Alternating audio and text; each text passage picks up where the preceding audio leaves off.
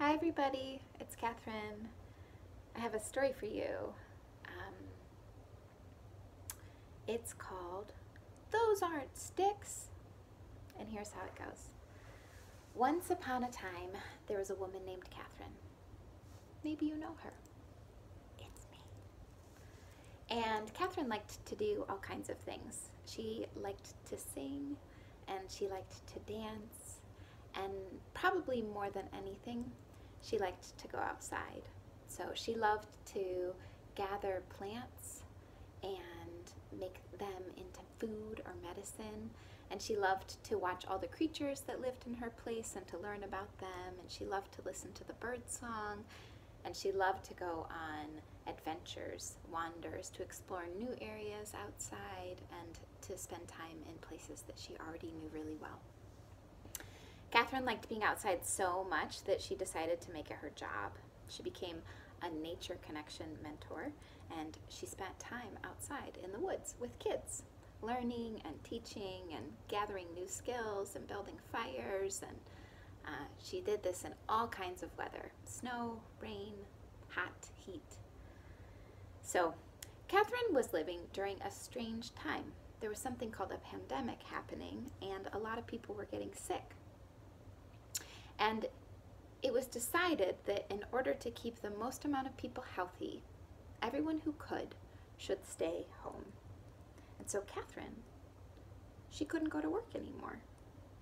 And she had to come up with new routines and new ways of being in the world to stay happy and healthy. But lucky for her, she could still go outside. Yes. So, as part of her new routine, Catherine made a promise to herself that to make her heart happy and her mind happy and her body happy, she would go outside at least once every day. She said, "Self, I promise you that I will go outside at least once a day." Now, it didn't have to be a long time outside. It could just be a quick trip around the neighborhood, or it could be working in the yard or in the garden, or it could be going to explore a favorite nature area for a longer wander. But she just had to get outside every day. So, on this particular day, when our story takes place, it was raining. It was raining quite a bit. All day. It rained and rained and rained. But Catherine didn't mind. She looked outside and she said, "Oh yeah, I have good gear. I'll be fine. I'll go outside." But she had many things to do inside that day. She had some meetings on the computer that she needed to attend, and she had some emails that she needed to respond to, and some phone calls to make, and some tasks on her to-do list to take care of, and she had to cook some meals.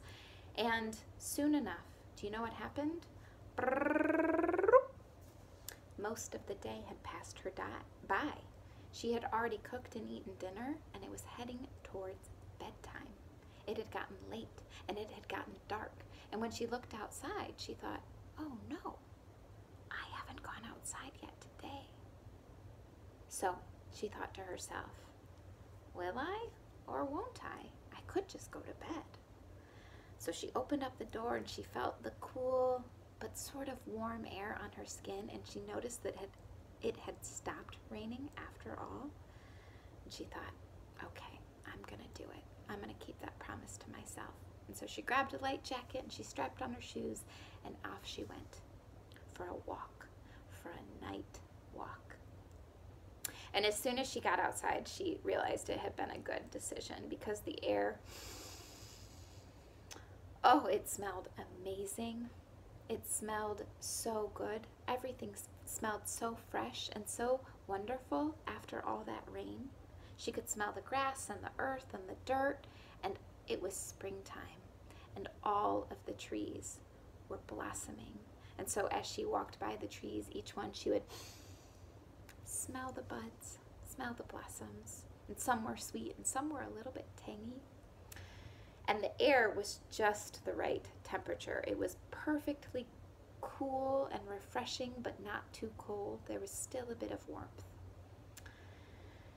So she was walking and walking in the neighborhood, and she noticed that some of the houses that she walked by, their lights were all dark, and she thought those people in there must be already asleep. And some of the lights were still on, and she could look inside and see that there were people there, and that gave her a nice sense of togetherness, that everyone was staying home in their houses, but all together in that way.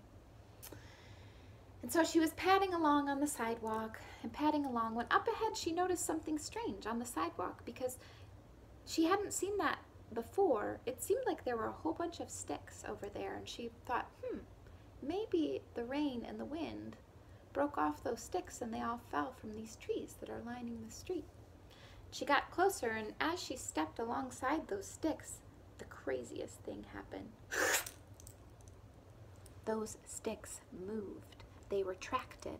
They pulled away from her feet. What's going on here?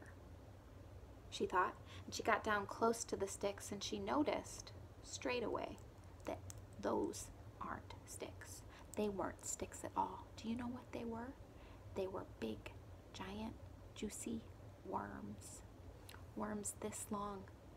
Worms almost as big around as her pinky finger.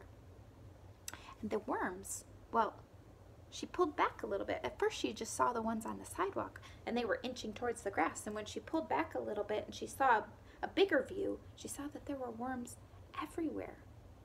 There were big ones and little ones, little tiny baby worms. And they were all over the grass and the dirt. And then she panned out wider, and she saw that, in fact, there were dozens, maybe even hundreds, lots and lots of worms up and down the grass and the dirt where she was walking. Oh my gosh, she thought, this is wild. They're having a worm convention out here at 9:30 p.m. after a long day of rain. That's when all the worms come out. They're having a worm party. And so she got down, she squatted, and she just watched for a while. And the worms did all kinds of cool and interesting things. Some of them slithered towards each other, and they would touch, or they would rub their bodies against each other.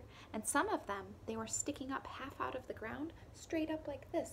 And they were doing a weird sort of worm dance, maybe looking for their friends or looking for the light. And some of them were just inching along, and some of them were staying pretty still. But she just watched, and she watched, and she took in all the details that she could, because she had never seen a worm party before. And when she had taken in that little bit of wonder, that little bit of magic that had been waiting for her outside, after a while she got up and she continued her walk. And when she got home, she looked up some worm facts. She did some research. She found out that the worms, she thought, why do the worms come out at night? She found out that the worms, they breathe through their skin. And normally there's enough oxygen in the soil and they don't need to come to the surface. But when it rains, the ground fills up with water and they have to come out so they can breathe.